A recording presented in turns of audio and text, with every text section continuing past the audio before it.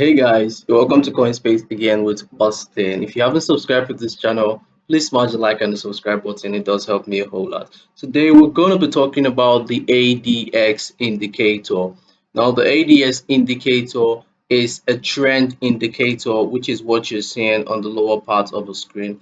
It's a trend indicator. It doesn't concern itself much with the direction of the market. It only shows you when you have a strong trend. Now, remember in my previous video, I said you also have to follow the market trend and not just where the indicators are taking you. So this is an indicator that shows you the trend of the market. Now, the ADS indicator has a regular setting of 20 and 25. Most persons take 20 as their mark, while some persons use 25 as their mark. But in this video, I'm going to be using 25 as my mark. Now you can see the ADS chart here.